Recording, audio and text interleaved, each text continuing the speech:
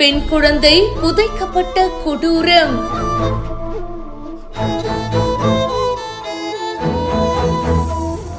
பதினோரு மாத குழந்தைக்கு நடந்தது என்ன?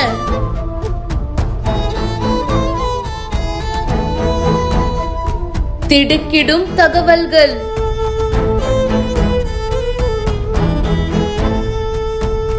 திருப்பத்தூர் மாவட்டம் கந்தளி அடுத்த மண்டலநாயனகுண்டா பக்கிரிகான் மட்டம் பகுதியை சேர்ந்தவர் ராஜ்குமார். இவங்களுடைய மனைவி முத்துலட்சுமி. இவங்களுக்கு ஏற்கனவே 3 பெண் குழந்தை இருக்கிறதா சொல்லப்படுது. 4வதா 11 மாத பெண் குழந்தையான கவியாழினி சில மாசங்களா உடல்நிலை சரியில்லை அப்படின்னு கூறப்படுது. இதன் காரணமா கடந்த 19ஆம் தேதி குழந்தை இறந்து போயிருக்கு அப்படின்னு சொல்லப்படுது. பெற்றோர்கள் குழந்தைய பக்கத்துல இருக்கிற தென்னந்தோப்புல புதைச்சிருக்காங்க.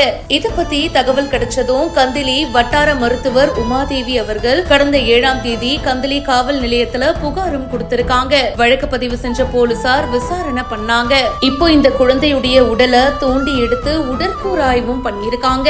குழந்தை எப்படி இறந்து போச்சு அப்படின்றத பத்தி விரைவில் அறிக்கை அளிக்கப்படும் அப்படின்னு தகவலும் சொல்லியிருக்காங்க. குழந்தை உண்மையிலேயே உடம்பு சரியில்லாம இறந்து போச்சா இல்லனா வேற ஏதாச்சும் காரணமா அப்படின்னு தீவிரமான விசாரணையும் போயிட்டு இருக்கு.